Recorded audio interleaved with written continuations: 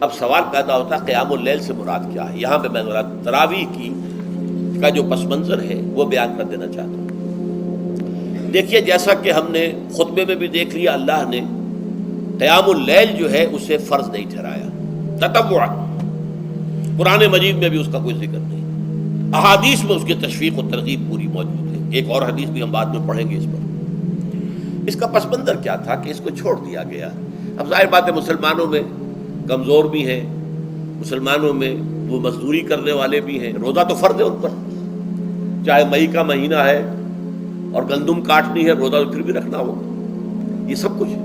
لیکن یہ کہ رات کو پھر کھڑے رہنا ان کے لیے، جاگنا ممکن نہیں ہے، لہذا ان کے اوپر یہ چیز فرض نہیں ہے۔ حضور نے تراویح کی نماز یا قیام اللیل نہ اسے فرض قرار دیا، نہ اس کے بعد جماعت کوئی اہتمام کیا مستقل۔ صرف 3 راتیں آپ نے جماعت کروائی ہے، اس میں 8 رکعتیں آپ نے پڑھی ہیں کہ جو آپ کا معمول تھا تہجد کا وہ پڑھی، اور تہجد کے وقت ہی جماعت کرائی ہے۔ یہ ہے وہ حدیث۔ اس کے علاوہ کسی نماز تراویح جو ہے جو ہم پڑھتے ہیں 20 رکعتیں عشاء کے ساتھ متصل، اس کا کوئی ذکر نہ دور نبوی میں ہے نہ دور صدیق اکبر میں ہے۔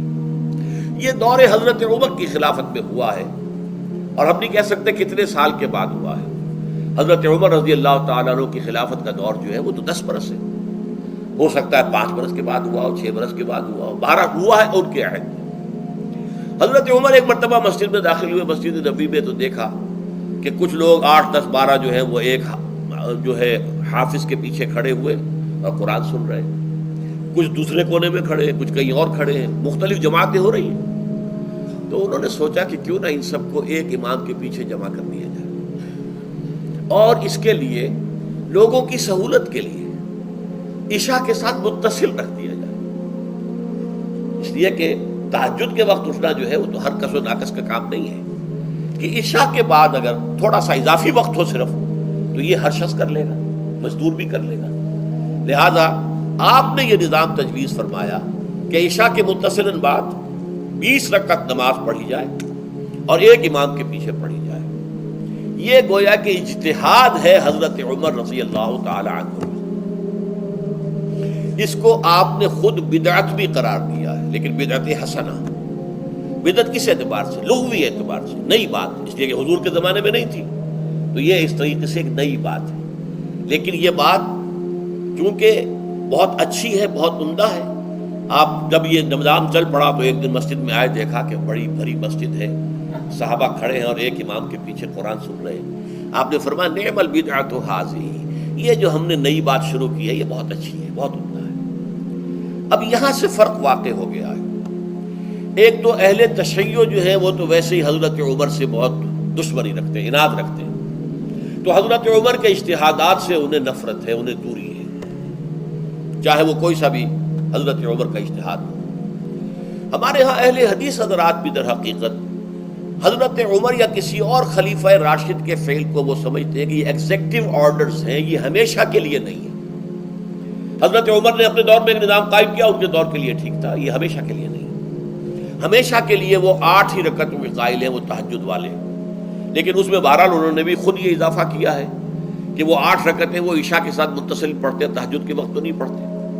اور حضور نے تو صرف 3 روز جو ہے وہ کرائی تھی جماعت، وہ لوگ 30 دن یا 29 دن پڑھ رہے ہیں، تو اضافہ تو انہوں نے بھی کر دیا، وہ نظام میں تبدیلی تو ہو گئی۔ لیکن اہل سنت جو کہلاتے ہیں، ہمارے جو 4 جو ہیں، جو ہمارے مسلک ہیں، حنفی، مالکی، شافعی، حنبلی، ان کا اتفاق ہے اس پر حضرت عمر کا، کیونکہ ان کے سامنے اصول یہ ہے کہ حضور نے فرمایا علیکم بسنتی وسنت الخلفاء الراشدین المہدیین، تم پر لازم ہے کہ میری سنت کو پکڑو مضبوطی کے ساتھ، اور میرے خلفائے راشدین مہدیین جو ہیں ان کی سنت کو پکڑو۔ اس اصول سے یہ 4 فقہ جو ہیں حضرت عمر کے اجتہادات جو ہیں ان کو بھی پابندی سمجھتے ہیں کہ تمام عمر کے لیے، قیامت تک کے لیے امت مسلمہ پر ان کی پیروی لازم ہے، لہذا اس میں اجماع ہے۔ اور یہاں تک کہ یہ سب سے آخری جو اس میں مسلک پیدا ہوا ہے زمانی اعتبار سے، سب سے پہلے مسلک جو ہے حنفی پیدا ہوا ہے، پھر مالکی پیدا ہوا ہے، پھر شافعی پیدا ہوا ہے، اور پھر حنبلی آخری ہے۔ اور امام احمد ابن حنبل بہت بڑے محدث بھی ہیں. مسند احمد ابن حنبل جو ہے وہ بہت بڑی کتاب ہے، بہت اہم کتاب ہے، جامع کتاب ہے. تو ان کے ہاں بھی 20 رکعتیں ہیں. چنانچہ حرمین شریفین میں، سعودی عرب میں، مکے اور مدینہ منورہ میں جو نماز تراویح ہوتی ہے اس کی 20 رکعتیں ہیں. لیکن اہل حدیث حضرات جو ہے وہ اس 8 کے اوپر اکتفا کرتے ہیں. بہرحال یہ ایک اختلاف ہے جو میں نے اس کا پس منظر بیان کر دیا. لیکن اس 20 رکعت نماز سے ادا کرنے سے، جو کہ زیادہ سے زیادہ 50 منٹ یا 1 گھنٹہ لگتا ہے، اس سے وہ قیام اللیل کا حق ادا نہیں ہوتا. قیام اللیل کا تو کچھ اور ہی تقاضا ہے. قیام کسے کہتے ہیں؟ یہ سورہ مزمل سے واضح ہوتا ہے. یا ایھا المزمل قم اللیل الا قلیلا نصفہ او انقص منہ قلیلا او زد علیہ ورتل القرآن ترتیلا. آدھی رات یا آدھی رات سے کچھ کم، یعنی تہائی رات، یا آدھی رات سے کچھ زائد، 2 تہائی رات، یہ ہے قیام اللیل. چنانچہ سورہ مزمل ہی کی آخری آیت جو دوسرا رکوع مشتمل ہے جس پر، اس میں صاف کہہ دیا گیا ان ربک یعلم انک تقوم ادنی من ثلثی اللیل ونصفہ وثلثہ وطائفۃ من الذین معک. اے اللہ کے نبی، اللہ خوب واقف ہے کہ آپ بھی اور آپ کے ساتھ ایک جماعت بھی رات کو کھڑی رہتی ہے، 2 تہائی رات یا آدھی رات یا 1 تہائی رات. تو یہ سارا معاملہ جو ہے قیام اللیل کا، گویا کہ کم سے کم 1 تہائی رات پر اس کا اطلاق ہو سکے گا، یہ نہیں کہ 1 گھنٹے. اب اس کے ضمن میں دیکھیے حدیث پڑھیے. تیسری حدیث ہے ان عبداللہ ابن عمرو ابن العاص رضی اللہ تعالی عنہ. یہ وہی عبداللہ ابن عمرو ہے جن کی میں نے آپ کو حدیث پہلے سنائی ہے. یہ ساری رات کھڑے رہتے تھے، پوری رات، اور ہر روز روزہ رکھتے تھے، جس پر حضور نے منع کیا، لا تفعل، مت کرو ایسا. رضی اللہ عنہما، یہ خود بھی صحابی ہیں اور ان کے والد عمرو بن العاص بھی صحابی ہیں. ان رسول اللہ صلی اللہ علیہ وسلم قال، کہ اللہ کے رسول صلی اللہ علیہ وسلم نے فرمایا الصیام والقرآن یشفعان للعبد. روزہ اور قرآن بندے کے حق میں شفاعت کریں گے.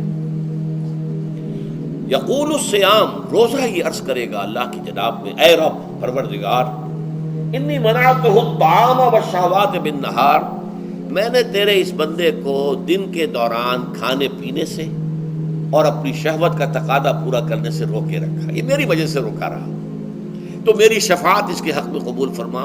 فشفعنی فیہ، میری شفاعت اس کے حق میں قبول فرما. ویقول القرآن، قرآن کیا کہے گا؟ منعتہ النوم باللیل، میں نے اسے رات کے وقت سونے سے، نیند سے روکے رکھا. فشفعنی فیہ، تو اس کے حق میں میری شفاعت قبول فرما. حضور فرماتے ہیں فیشفعان، ان دونوں کی شفاعت قبول کی جائے گی. یہ ہے قیام اللیل. یہ قیام اللیل صرف تراویح کی نماز سے جو پڑھ لی جاتی ہے. اور ہمارے ہاں تو یہ ہے، وہاں کم سے کم یہ تو تھا، صحابہ کرام کھڑے ہوتے تھے تو جو قاری پڑھ رہا ہوتا تھا وہ ان کے دل میں اترتا جاتا تھا، اس کا مضمون اور مفہوم جو ہے ان کو معلوم ہے، لہذا وہ اس کی زبان سے نکلا ہوا ہر لفظ ان کے قلب کی گہرائیوں تک اتر رہا ہے. یہاں تو یہ ہے پیرٹ لائک حافظ ہے، اسے خود پتہ نہیں میں کیا پڑھ رہا ہوں. اکثر حفاظ جو ہیں وہ عالم تو نہیں ہوتے، اور جو سن رہے ہیں انہیں کچھ پتہ نہیں ہم نے کیا سنا ہے. تو ٹھیک ہے، کم سے کم ثواب تو انہیں ملے گا کہ انہوں نے وقت نکالا ہے. 1 گھنٹہ ہی اضافی صحیح، لیکن بہرحال اس کا وقت تو انہوں نے نکالا ہے، محنت کی ہے، کھڑے رہے ہیں، ثواب ملے گا. لیکن جو مقصد ہے وہ حاصل نہیں ہوتا. اس مقصد کے حصول کے لیے اول تو قیام اللیل کی کم سے کم مدت 1 تہائی. اگر کوئی شخص فرض کیجئے کہ اس کے ہاں کوئی اور انتظام نہیں ہے، جیسا کہ ہمارے ہاں ہم نے انتظام کیا ہے بڑے بڑے شہروں میں دورہ ترجمہ قرآن، اس میں ہمیں 5 گھنٹے لگ جاتے، نصف شب کے قریب تری جو ہے معاملہ ہو جاتا. اس میں کیا ہوتا ہے کہ ہر 4 رکعت سے پہلے جو اس کے اندر پڑھا جانا ہے حصہ قرآن کا، اس کا پہلے ہم مطالعہ کرتے ہیں بیٹھ کر، ترجمہ اور کچھ موٹے موٹے نکات کی جو ہے وضاحت. پھر کھڑے ہو گئے اور قاری صاحب کے پیچھے 4 رکعتوں کے اندر وہ 4 رکوع یا جتنے بھی ہیں پڑھ لیے، سن لیے. پھر بیٹھ گئے 4 کے بعد پھر اگلی 4 رکعتوں کے اندر جو کچھ پڑھا جانے والا ہے اس کا ترجمہ، اس کی تفہیم ہو گئی، پھر کھڑے ہو گئے، پھر سن لیا.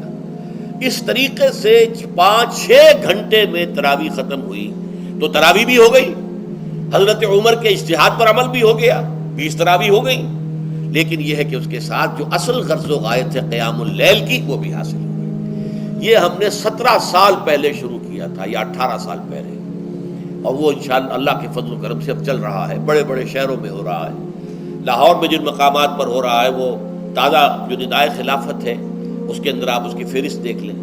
کراچی میں تو اس سے غالباً 3 گنا مقامات کے اوپر وہ کام ہو رہا ہے اور دوسرے شہروں میں بھی ہو رہا ہے. تو اس سے در حقیقت وہ غرض و غایت، وہ حکمت جو ہے پوری ہوتی ہے کہ یہ دونوں چیزیں پیرلل ہیں. من صام رمضان ایمانا واحتسابا غفر له ما تقدم من ذنبه ومن قام رمضان ایمانا واحتسابا غفر له ما تقدم من ذنبه. تو صیام اور قیام جو ہے ان دونوں کا حق ادا ہو جاتا ہے.